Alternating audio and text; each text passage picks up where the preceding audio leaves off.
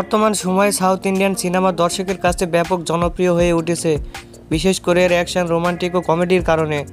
আজকে আমরা জানতে চলেছি গুন্টুর কারম সিনেমার কিছু অজানা তথ্য।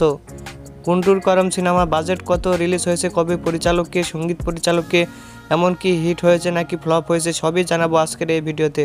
সুতরাং ভিডিওটি অবশ্যই শেষ পর্যন্ত দেখুন। প্রথমে আসি পরিচালকের কাছে। এটি পরিচালনা করেছেন ত্রিবিক্রম শ্রীনিবাস এবং মিউজিকে আছেন থামনেস। অভিনয় করেছেন মহেশ বাবু, মীনাক্ষী চৌধুরী, শ্রীলীলা, জগপতি বাবু এবং রামকৃষ্ণ। গুন্টুর করম সিনেমার বাজেট প্রায় 200 কোটি। এটি বিশ্বব্যাপী আয় করেছে 184 কোটি। সেই সাথে সিনেমাটি এভারেজ জোনে চলে যায়। এটি বর্তমানে দেখতে হলে নেটফ্লিক্সে দেখা যাবে। আপনাদের কি মনে হয় অবশ্যই কমেন্ট করে জানাবেন, আর ভিডিওটি ভালো লাগলে লাইক দেবেন এবং সাবস্ক্রাইব করতে ভুলবেন না। చూడంగానే మజా వచ్చిందా?